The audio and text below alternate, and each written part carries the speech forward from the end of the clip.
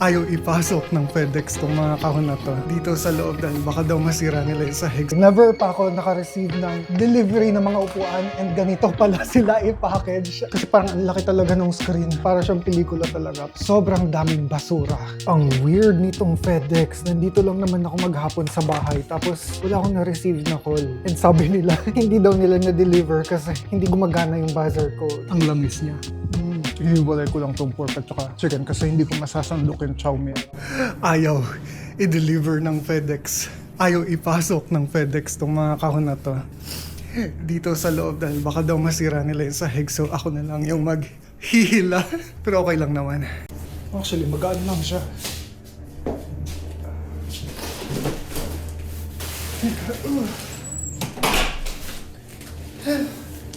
Magaan lang naman pala. Believe it or not, nag-snow kaninang umaga. And siguro mga 15 minutes na snow lang, pero ang kakapal ng butil nila na akala ko maiipon sila sa mga rooftop man lang. Alam ko hindi ganun kadaling maiipon sila sa kalsada, lalo na pag ma-traffic, pero wala nang bakas. And medyo cloudy pa rin, pero hindi na kasing white out yung atmosphere katulad kaninang umaga. Gusto ko nang i-unbox to. So tawag dun, tall chairs dapat to. Well, tall chairs sila na dito namin ilalagay kasi dito kung nasan yung square na yan, yung dining table namin. Well, wala kaming dining table ngayon. And I don't think na proper dining table siya. Pero kasi siya, at least, kaya niyong i-accommodate dalawang diner. And wala pa yung table, pero dumating na tong mga mahahabang chair na. And itong isang to, wala kasi siyang picture sa labas, pero ang ine-expect lang namin is yung coffee table na ilalagay namin dito sa gitna.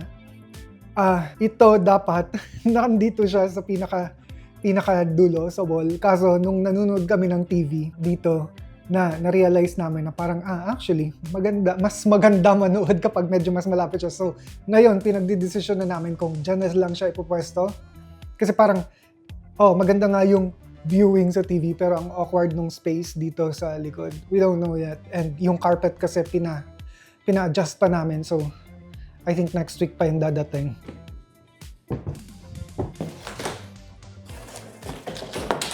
I think ito naman yung taas, side up, or well, hindi naman siya babasagin. So, I don't think it matters kung isang side siya bubuksan.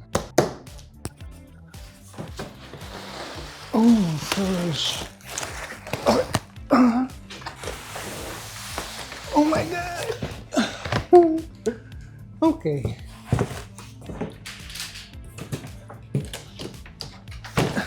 Okay, never pa ako naka-receive ng delivery ng mga upuan and ganito pala sila i-package. I mean, kung assembled na sila i-deliver, styrofoam lang yung solusyon.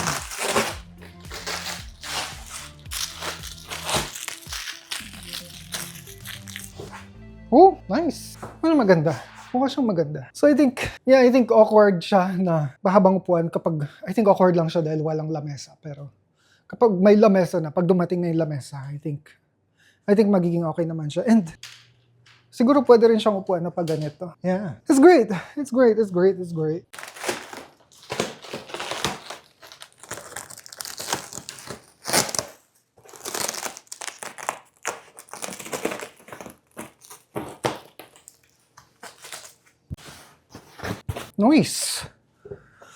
Noise. Gusto ko siyang subukan dun sa parang office table dito sa loob ng storage kasi although may upuan din yun, ngayon dadating yata siya next week. So wala pa kaming upuan dun and na-adjust kasi yung lamesa so pwede siyang pataasin and pwede rin siyang pababain. So ngayon, I think perfect na moment to para i-test siya. Oh my God, so nice. I love it! Oh my God! Perfect. Siguro kailangan ko lang ibaba ng konti yung lamesa para, hindi pala siya nakasaksak. Well, it's so good. Yeah.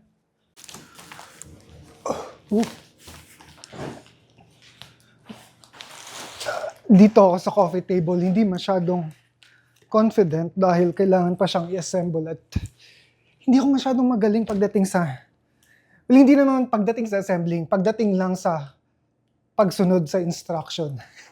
Doon ako lagi nag-struggle. Pero I think pwede na nating buksan to. I think wala namang problema.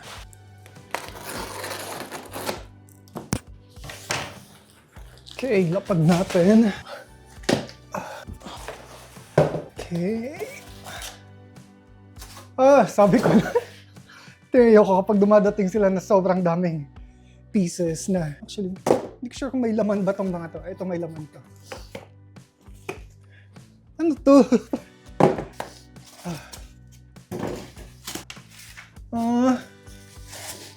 Holy fucker. Ang laki niya eh. So, hindi ko na-expect na ganito siya kalaki. Akala ko maliit lang siya na center table or coffee table, pero ang ganda siya.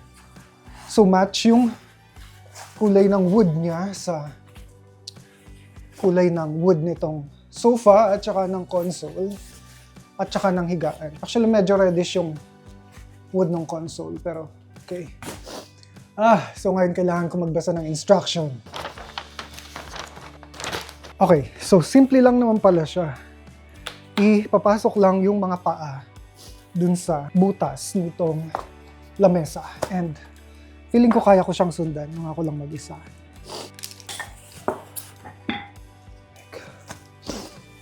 Okay. Bilang. Nasa yung instruction!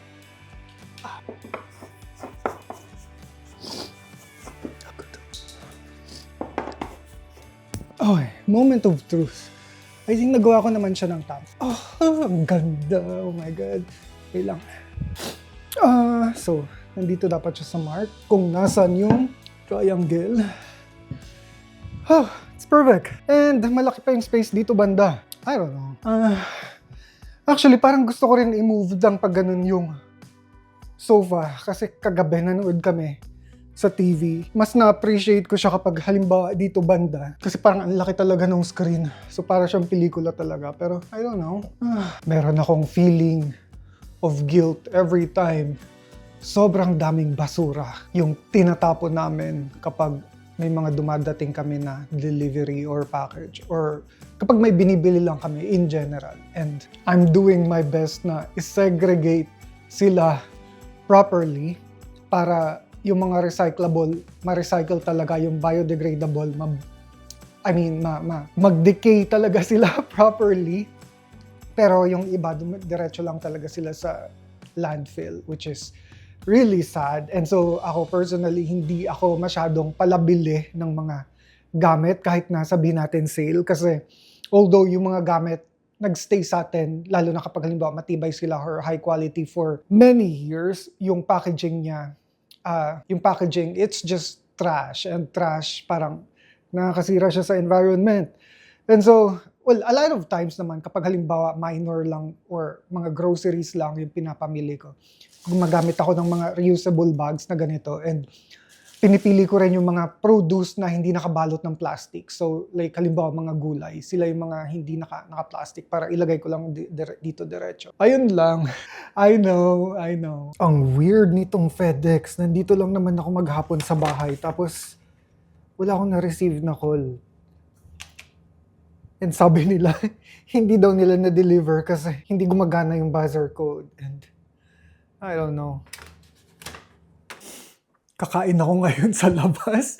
Hindi dito magdi-dinner si Ran na nasa Canada daw yung mga Korean boss nila. And so, itutour nila dito sa downtown Vancouver. So, maghahanap ako ng murang makakainan para I'm going to date myself for today, for tonight. And actually, super sunny day kaninang umaga. Nung mga bandang hapon pala.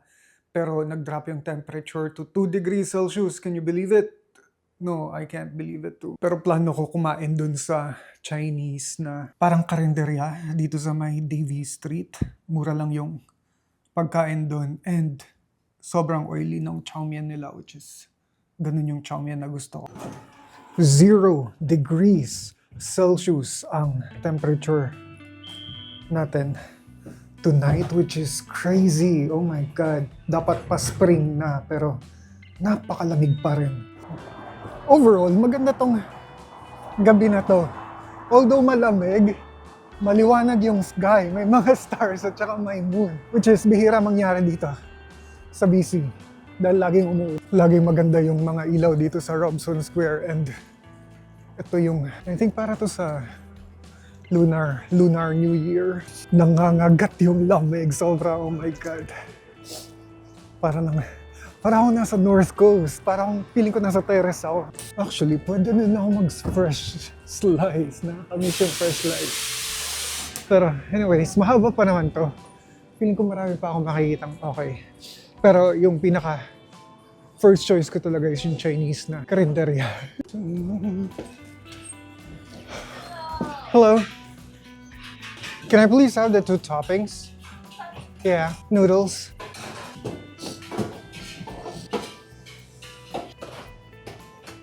And is this chicken? Tofu. Oh, tofu. Do you have chicken? Chicken. Okay, yeah, I'll have chicken. And then, do you have pork? Okay. Pork and cabbage and chili sauce. Sweet sour pork chop, sweet sour pork, honey butter spare. Oh, I'll have this one. Oh my God, so cash lang pala sila today. And wala akong dala.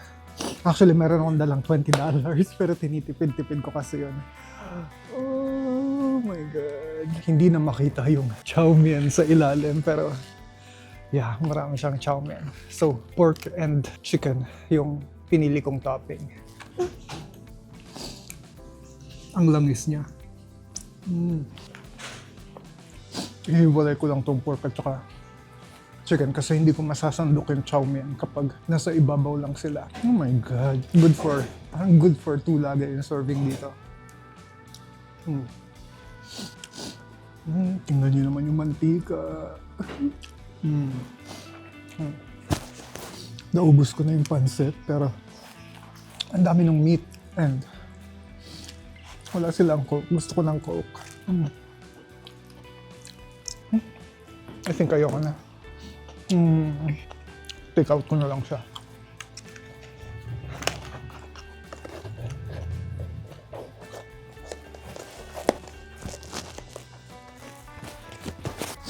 Kailangan ko pumunta ng service BC today dahil magre-renew ako or kailangan ko ma-reactivate yung social security ko.